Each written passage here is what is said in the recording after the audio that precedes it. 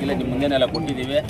ಅಂಬೇಡ್ಕರ್ ನಿಗಮದ್ದು 27, ಆದಿಜಾಂಬು ಅದು 5, ಆದಿಜಾಂಬು ನಿಗಮದ್ದು 5, ಟೋಟಲ್ 32. ಇದು ಟೋಟಲ್ ಆಗಿ 21, 22, 23, ಇವಾಗ 24, 25 ಬೋರ್ವೆಲ್ಗಳನ್ನ ಕೊರಿತಾ ಇದ್ದೀವಿ. ಬೋರ್ವೆಲ್ ಕೊರಿತಾ ಇದ್ದೀವಿ.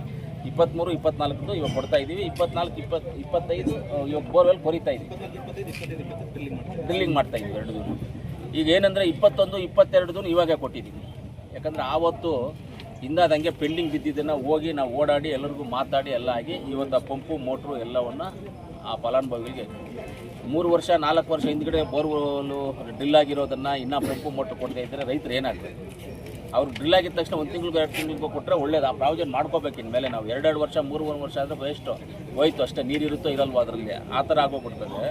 ಅದರಿಂದ 21, 22, 23, 24 ಪಂಪು ಮೋಟರ್ಸು ಎಲ್ಲ ಇವತ್ತು ನಿಮ್ಮ ಮುಂದೆನೇ ಕೊಟ್ಟಿದ್ದೀವಿ.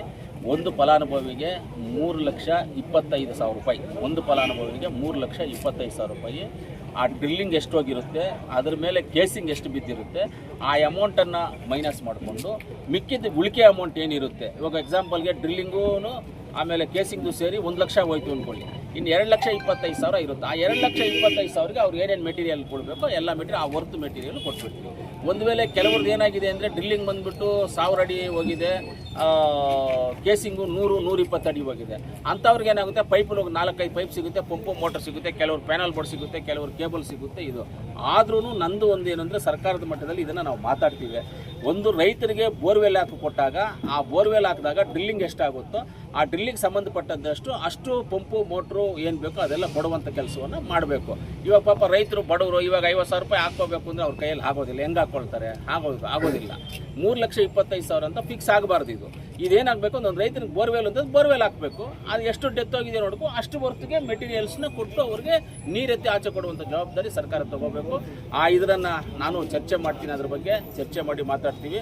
ಇವತ್ತು 32 ಜನಕ್ಕೆ ಟೋಟಲ್ ಆಗಿ ಇವತ್ತು ಪಂಪು ಮೋಟ್ರು ಎಲ್ಲ ಕೇಬಲು, ಕಾಲರು, ಬೆಂಡು, ಪೈಪುಗಳು, ಪ್ಯಾನಲ್ ಬೋರ್ಡ್ಸು ಎಲ್ಲ ಕೊಟ್ಟಿದ್ದೀವಿ. ನೀವೆಲ್ಲರೂ ನೋಡಿದ್ದೀರಿ. ಇಷ್ಟೇ ಇವತ್ತು ಮ್ಯಾಟ್ರ್, ಬೇರೆ ಏನೂ ಇಲ್ಲ.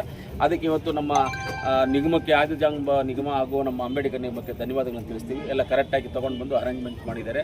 ಆಮೇಲೆ ನಮ್ಮ ಲೀಡರ್ಸು ಎಲ್ಲರೂ ಇದ್ದಾರೆ, ಎಲ್ಲರಿಗೂ ನಾನು ಧನ್ಯವಾದಗಳನ್ನು ತಿಳಿಸ್ತೀನಿ. ಇಂಥ ಕಾರ್ಯಕ್ರಮಗಳು ಒಳ್ಳೆಯವು ನಡೀತಾ ಇರಬೇಕು, ಮುಂದಕ್ಕೂ ನಡೀತಾ